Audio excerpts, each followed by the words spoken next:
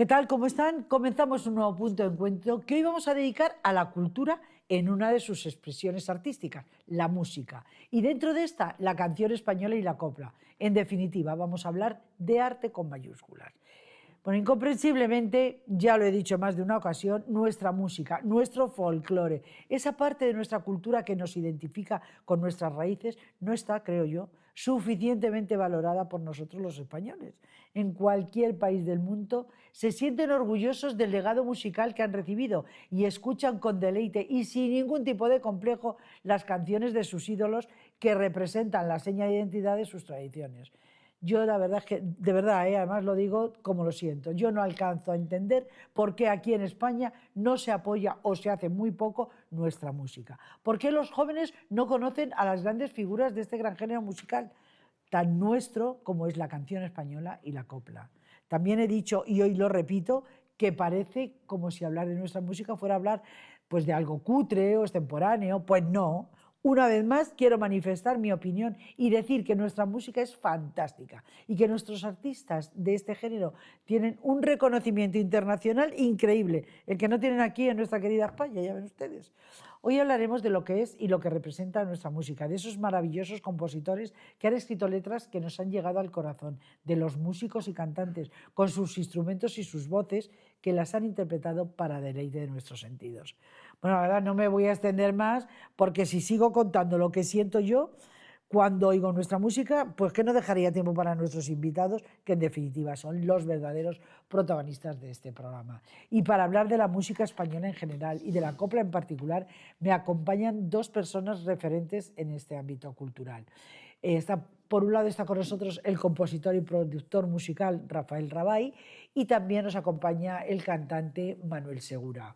Pues muy bienvenidos a ambos. Rafael, un placer. Encantado, para mí es igual. Manuel, que repitas con nosotros. No sé si es porque no aprobaste o porque te gustó mucho y has vuelto. Pues no sé, como nos vimos hace poquito, pues hablamos sobre hacer algún programa dedicado a la copla y Manuel de Segura, junto con Rafael Rabay, estamos hoy aquí. Como tiene que ser. Bueno, pues decía yo, y gracias por estar aquí a los dos, decía yo que ¿por qué aquí se apoya tan poco nuestra música? Países como Italia, por ejemplo, leía el otro día, pues la música italiana, los italianos la veneran. Bueno, esta es una pregunta que siempre, digamos, de alguna forma he tenido que argumentar y eso tiene una razón. Yo he vivido en varios países, en México, Estados Unidos, y en México, sin embargo, la gente está muy orgullosa de su ranchera, de sus raíces y de su cultura.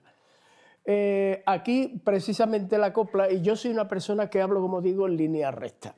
Aquí el problema de la copla es que su esplendor o su época dorada fue en la época del franquismo y de ahí viene el San Benito de alguna forma, que hoy en estos días pues la copla no está apoyada o no está de alguna forma, yo diría que querida por el público, porque en ello entran lógicamente esas connotaciones políticas. Y de pero ahí no debería, ¿no? Sí, pero es que antes de Franco no teníamos... Pero es que eso, yo creo que Venga, tendría... o sea que ahora todo ha sido... O sea, ¿España ha nacido en Franco?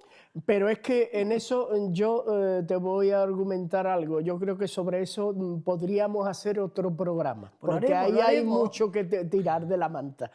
Y el problema es ese, por eso la copla tiene digamos, ese San Benito a lo largo de los años, cuando en realidad es nuestra cultura, claro, nuestras raíces y lo que es en realidad España, que tiene una gran cultura musical dentro de lo que es la música, que se valora más fuera que dentro.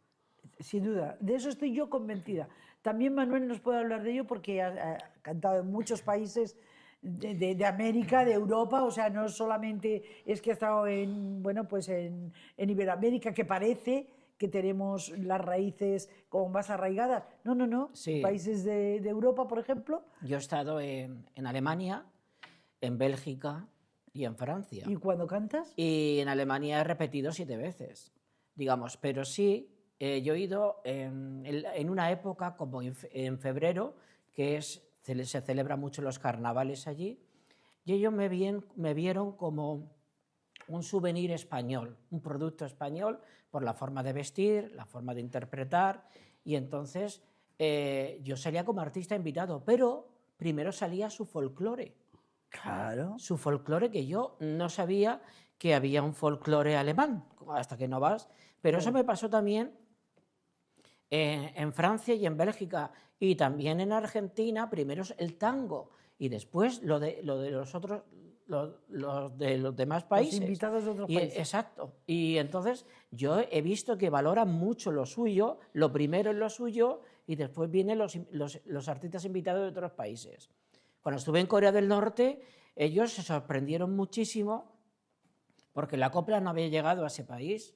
Y entonces cuando cantabas, resulta que el comité le preguntó al traductor si yo estaba enfadado, por la sencilla razón que la copla es expresión. Claro. Si estás cantando un drama, pues lo expresas de una manera la cual, pues, si te tienes que poner feo o tienes que poner genio o poner todos los sentimientos, pues ellos no estaban acostumbrados a ese estilo. Y entonces le dije que era así, que era un drama lo que estaba cantando, y entonces yo estaba expresando lo que realmente representaba esa copla, claro. Igual que cuando cantaba una canción alegre.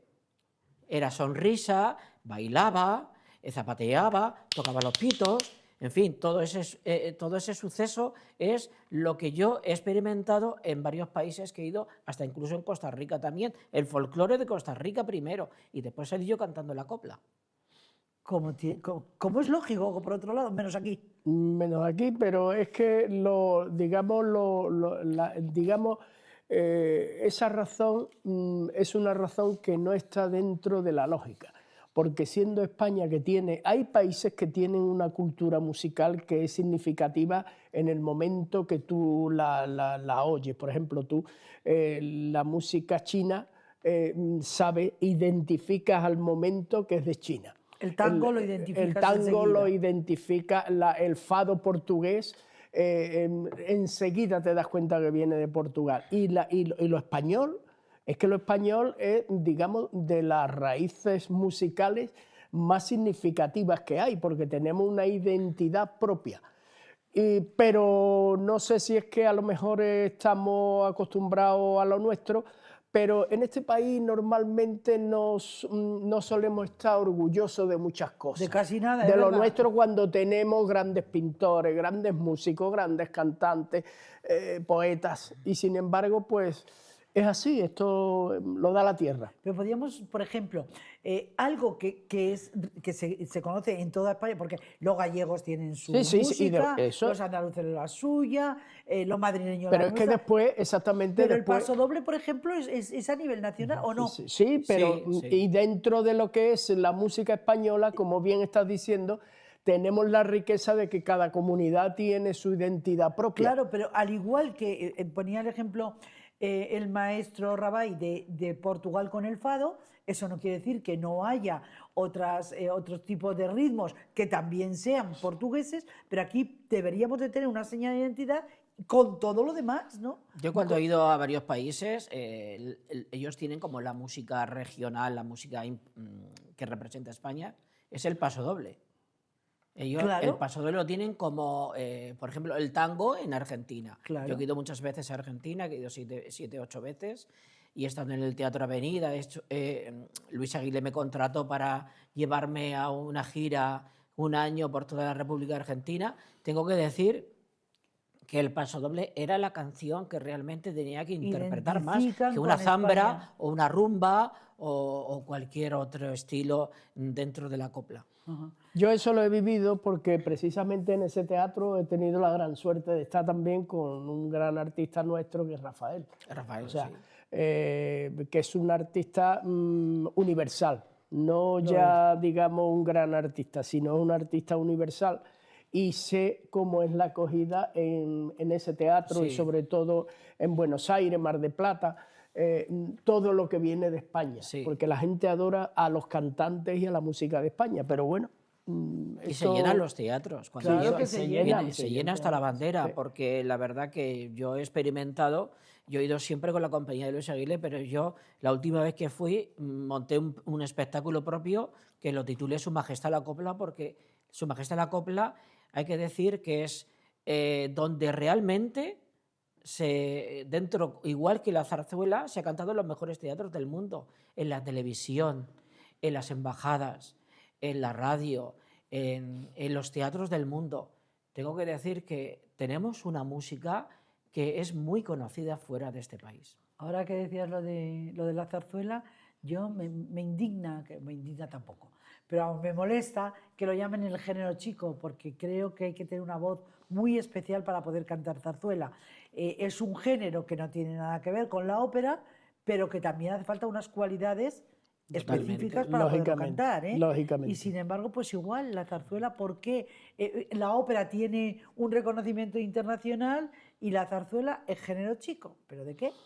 Bueno, pero Pues no me esos gusta. no, yo estoy de acuerdo con eso, pero normalmente es así. Nosotros tenemos que luchar por nuestras cosas dentro de lo que es nuestro país, ¿no? Cuando anda en que no es realidad difícil esto. deberíamos de ser los primeros que teníamos que estar orgullosos de esa riqueza que tenemos.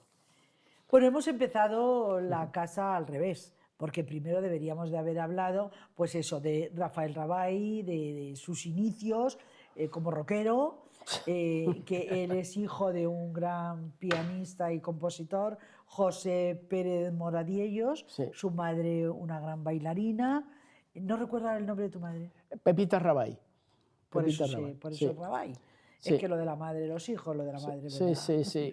Y bueno, pues él se inicia en la música de chico. Sí, yo desde, en principio, yo lo que es la copla, la música española, que mi padre era lo que él dominaba, porque aparte fue un gran maestro de muchísimos artistas, y yo en mi casa, esto en muchas entrevistas lo he dicho, pues por mi casa pasaban artistas para ensayar ahí, desde los Juanito Valderrama, el Mejorano, Manolo Escobar. Posteriormente él tenía una academia donde pasaron muchos artistas como los del Río, Isabel Pantoja, María del Monte, María José Santiago, etcétera, etcétera. O sea que era un sitio, y yo, claro, como se suele decir, en casa del herrero cuchara de palo. Claro. Yo estaba harto de coplas, de oír a uno y otro pasando por allí. Yo venía del instituto y del conservatorio y decía a mi madre, no, pero esto, ¿cuándo se van a ir? Porque es que yo era algo, yo tenía mi mentalidad rockera, en aquel momento estaba estudiando clásico en el conservatorio, pero también estaba con el rock y tal. Y llegó un momento en que la copla yo la rechazaba. Hasta que llegó un momento en que un día, y eso Manuel lo sabe, mi padre estaba trabajando en una compañía donde iba Lolita Sevilla. Y entonces, la madrina de Manuel. Sí, y yo me dio por hacer un paso doble. Y entonces le dije a mi padre, digo, oye, mira, esto para Lolita estaría muy bien, podría... Ay, yo, ¿cómo a Lolita? Y mi padre decía, bueno, si este no ha compuesto nunca nada ni nada, ¿cómo le...? Bueno, ya hablaremos. Total, que un día ya por pesado fuimos al sitio, al teatro, y en el ensayo, y mi padre le dice, mira, es que mi hijo ha hecho un paso doble para ti, escúchalo. Mi padre así como diciendo, bueno, ¿qué vamos a hacer? Vamos a hacer. Y a ella le encantó.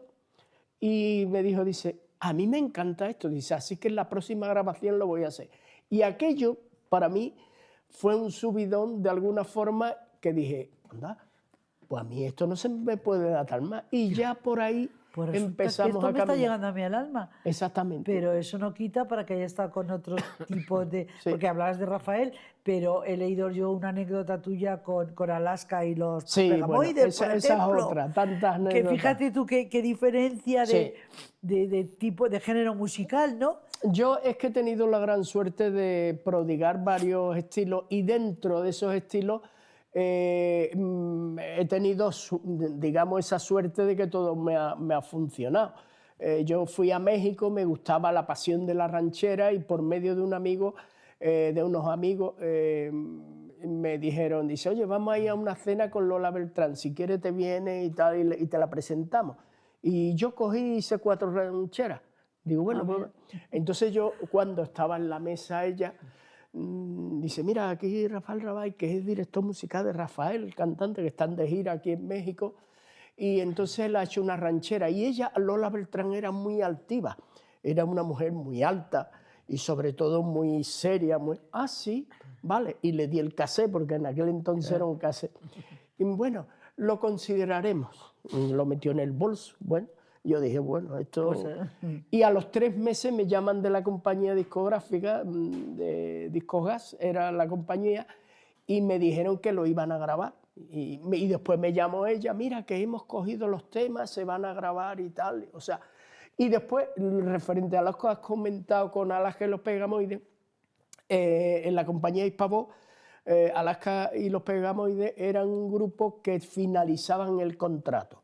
La compañía no tenía muy claro que iban a apoyarlo o iban a seguir y tal. Entonces me llamaron para que hiciera la producción, los arreglos del tema. Y entonces fue el punto de Bailando, que al principio ellos no estaban de acuerdo. O sea, ellos decían que esa no era su onda, porque eso no. Y yo le dije, mira, el soul no está de moda ahora mismo, pero lo podemos recuperar, porque estaba Aretha Franklin, Otis Redding, Samantha Davis. Entonces le metemos unos metales, no, que va, eso no, aquello era una catástrofe. Hasta tal punto que yo llegué a la compañía y le dije que quería rescindir aquello, yo no quería trabajar. Total, que me obligaron. Entonces eso salió como algo que era de paso ese disco, pero lo vieron en Londres, en la multinacional, y aquello se disparó, fue número 1 en todas las listas de las discotecas del mundo, porque había un hit parade de las discotecas del mundo, el Billboard de Estados Unidos, y aquello fue un boom bueno, y sigue estando ahí, se han hecho 1000 versiones. Por supuesto. Bueno. Y de esto, ¿cómo pasaste a ser productor? Porque es verdad que sin los productores, nuestros artistas lo tienen muy complicado. Sí. Y también hay que arriesgar un poquito y apoyarles, ¿no? Sí. Bueno, creo que ahora estás apoyando a Manuel, le estás preparando una cosita que ahora no lo contaréis, porque no nos olvidemos que Manuel lleva nada más así la tontería de 30 años como artista profesional en este mundo, y ahora pues está preparando algo especial para él. Pero ser productor... a ver, yo... necesitamos muchos productores, porque tenemos mucho talento.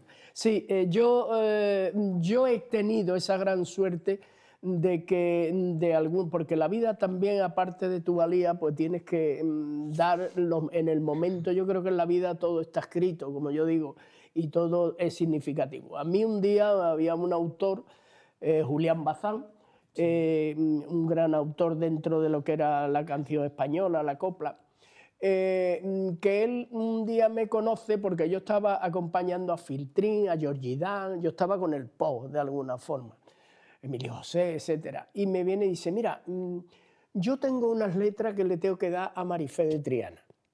Ella tiene idea de grabar un disco. ¿Tú eres capaz de ponerle música? Digo, yo sí, lo único que puede pasar es que no le guste. Le dije yo, o sea que bueno.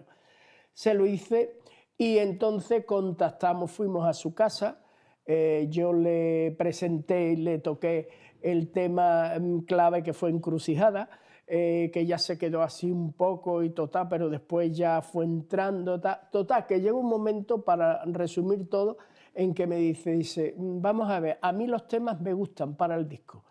¿Tú te atreves a hacer los arreglos y a producir el disco? Digo, yo sí, yo no había hecho nunca nada de eso. Pero claro, yo le dije... productor así de repente? Sí, pero que ella el productor es el que pone la pasta, ¿no? Sí, bueno, no, es productor ejecutivo. Eso era el discográfico el que ponía el financiero. Yo era el artístico, productor artístico. Y entonces, productor artístico, como lo he sido también de disco con Isabel Pantoja. O sea que bueno. Y entonces, pues, me dijo, dice, hombre, porque yo creo que quién mejor que tú conoces los temas, me conoces a mí tal y cual, yo prefiero que seas tú. Digo, bueno, pues vamos adelante. Entonces, aquel disco, bueno, pues sigue estando ahí, creo que ha sido o es uno de los discos más vendidos dentro de lo que es la copla, con ese tema de Encrucijada, Amor Maldito, en fin. Y también yo, en aquel momento que estaba la copla de capa caída, Pues yo he sido siempre muy revolucionario en ese aspecto de modernizar y todo, ¿no? Y entonces, pues bueno, aquello al principio los detractores de la copla, tal, pero después con el tiempo, pues aquello está ahí, ha sido uno de los discos, igual que el último que le hice en el disco ¿Por qué?, que sigue ahí, en un disco muy vendido. O sea que bueno, he tenido esa gran suerte. Bueno, esa gran suerte, Bueno, que también uno lo y vale. han funcionado, claro, han funcionado. Claro. Manuel, ya acabo de decir, bueno, que Lolita Sevilla fue tu madrina artística, que el maestro Rabay te está preparando Lolita una cosa. Sevilla fue quien me presentó al maestro Rabay Claro. en la Sociedad General de Autores, en una presentación de un libro, Ríos de Copla, de Ignacio Román, y ahí lo conocí a él y ya ha sido ¿Hasta hoy? Sí, digamos, siempre hemos coincidido, algunas veces me ha acompañado con la orquesta en teatros, con su orquesta, y he cantado canciones también de él. Él nos decía que bueno, ha tenido suerte, que estaba en el momento adecuado, en el sitio que tenía que estar, y esto le ha ayudado mucho. ¿A ti te ha pasado un poco eso o para ti ha sido un poco más difícil? Él ahora va a ser tu productor musical en este proyecto que estáis haciendo. Es un proyecto que está ahí más o menos, y que son 30 años como artista profesional, quiero hacer algo bien y me he ido al mejor. No, claro. Oye, pudiendo elegir, ¿verdad? Y después yo con el mejor. Claro Bueno, que sí. Vamos a ver, hay una cosa que está clara. Hoy en día, y yo se lo he dicho a él, lo he dicho muchas veces, cancioneros de la copla prácticamente casi es, digamos, entre comillas, una raza que no se da. Hoy en día hay pocos, no voy a decir que... Pero Manuel es, digamos, un cancionero significativo, cancionero con todas las de la ley. No solamente en la forma de cantar, en la forma de hacer sus temas, en su vestuario, lo que es el cancionero auténtico, que vuelvo a insistir que hoy en día se dan poco. Y entonces a mí eso, él de siempre, nos conocemos de hace mucho tiempo, pero yo siempre he dicho que las cosas tienen que surgir en el momento adecuado y en el momento idóneo. Entonces un día estuvimos hablando, nos tomamos una cerveza, hablamos sobre el proyecto y yo creo que el proyecto le vamos a dar forma porque a mí me gusta lo que él puede ofrecer. Lo único que yo le dije, digo, tú tienes que grabar algo con canciones que sean tuyas, hechas para ti, que es lo que yo he hecho siempre. Claro. Con los artistas que he trabajado, le he hecho el traje a la medida. Digo, y yo creo que tú tienes que, y entonces me tienes que dejar un tiempo que yo madure, que me ponga a trabajar y vamos a ir adelante con el proyecto y yo creo que va a ser un gran proyecto. Estoy segura y yo espero que lo presentéis aquí. Hombre, por supuesto. Entonces aquí a contármelo. Eso está más que ¿Ha sido muy contado. difícil llegar hasta aquí, Manuel? Sí, he tenido muchos altibajos en la copla. Es como, hay una copla que dice coplas que van y que vienen, coplas que vienen y van. Una canción que canta Macarena del Río. Y tengo que decir que la copla tiene sus altibajos. Hay veces que no se escucha, otras veces. Pero yo me he mantenido... a veces he intentado tirar la toalla, me han dicho que cambie de estilo. Pero me he mantenido y sigo por 30 años como profesional. Vivo de la copla. Soy cantante profesional, pago mis impuestos y todo. Soy autónomo. En fin, yo tengo que decir que vivir de la música hoy en día es lo más complicado del mundo. Yo aún sigo viviendo de la música. Digamos, todo lo que es la música y la copla me ha dado mucho, me ha dado mucha vida y me sigue dando vida. Nunca puedo abandonar la copla. Han intentado cambiarme de estilo y no he querido, aunque a veces parece que no suena el teléfono, porque parece que dice, ya no se acuerdan de mí, y otras veces no deja de sonar. Ya, bueno, y esto es así. Es lo que tiene la vida. Como las coplas que van y que vienen, claro. Coplas que vienen y van. Pero haría falta un poquito más de apoyo. A nivel institucional. A nivel, sí, a nivel. Claro.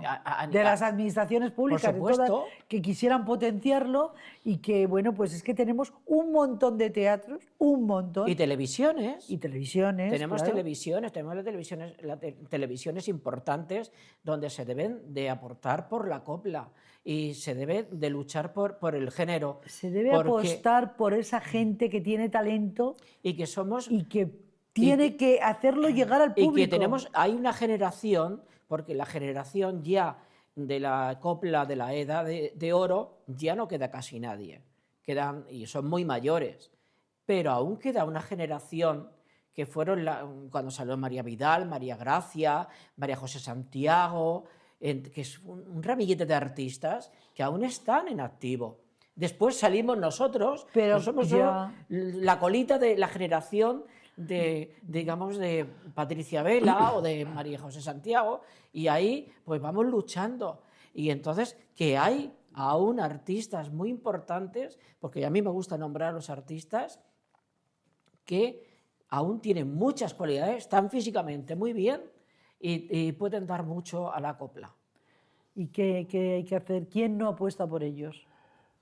Pues en primer lugar, La ahí sociedad. a ver, habéis tocado un punto que para mí es muy interesante porque yo lo he vivido, lo he sufrido y lo he batallado y lo he luchado. La cultura siempre, lo que es la entidad de la cultura de toda la vida, anteriormente en esa época donde salieron las Gracia Monte, las Juanita Reina, todas esas grandes artistas, antiguamente había unos teatros y se facilitaban, se hacían unos programas donde venían chicas, que eran unas niñas principiantas, que iban saliendo y se les daban oportunidades. Y ahora, hoy en día, la cultura ponía los teatros, los medios para fomentar toda esa gente que tenía talento. Hoy en día la cultura, porque eso lo he vivido en mis carnes, hoy la cultura, en primer lugar, tú quieres hacer algo y vas a un teatro y lo primero que te dicen, no digo que sea en todos sitios, pero normalmente te cobran el teatro. O sea, cuando la cultura es la que debería de alguna forma apoyar, incentivar todo eso. Igual que se apoya al cine, ¿por qué no se apoya la música? Pues eso sí, viene un poco de lo que hemos hablado al principio. Ojo que películas que luego no va a ver nadie. Oye, tú pon un teatro a disposición y si ves que no tiene tirón, pues yo lo entiendo. Pero es que si no les dan ni la oportunidad... Pero si pasa que vienen extranjeros, que vienen mexicanos, argentinos, y quieren ver lo que es la copla, lo que les han llevado allí. Pues claro. Y me preguntan dónde pueden escuchar copla. En Madrid, ¿dónde pueden escuchar una jota o un casticismo madrileño o un chotis? No hay ningún teatro. En Buenos Aires hay 3 teatros que no dejan de sonar el tango y pasan los años y siempre hay público porque siempre viene la gente a ver el folclore, la cultura de Argentina. Aquí no. No tenemos tiempo para más hoy, pero seguiremos hablando de esto. Hay que hacer un capítulo nuevo. Haremos un capítulo nuevo, porque esto es muy importante, es un tema muy interesante mucho que contar, y que hay mucho, efectivamente. Y vamos a reivindicar el sitio que le corresponde a la música, Totalmente. a la copla y a toda la música española, porque no se lo facilitan a nadie. Totalmente. Los primeros que tienen que, digamos, ahondar en esa herida son las instituciones políticas, hablando en plata. De política, no, pero yo digo las cosas como las siento. En el próximo, Perdona, yo una vez fui al Ministerio de Cultura a representar mi espectáculo, un espectáculo que yo llevo con un ballet, y sabe que me dijeron que no era el sitio ni el lugar. Claro. Pues eso, con eso nos quedamos. Es que me están diciendo mis compañeros que no tenemos tiempo más que para despedirnos. Así que Manuel de Segura, muchísimas gracias. Rafael Rabay, exactamente igual. Y tal como decíamos, esto tenemos que continuar hablándolo. Esto no se puede quedar aquí. Esto es como una serie. Hay que una cosa como una así. Serie. Gracias por estar aquí vosotros. a ambos. Y ahora ya sí me despido de todos ustedes. Pues ya saben, que es que tienen que estar ahí, es que si ustedes no están, esto que hacemos nosotros no tiene ningún sentido. Gracias por acompañarnos un día más, un saludo.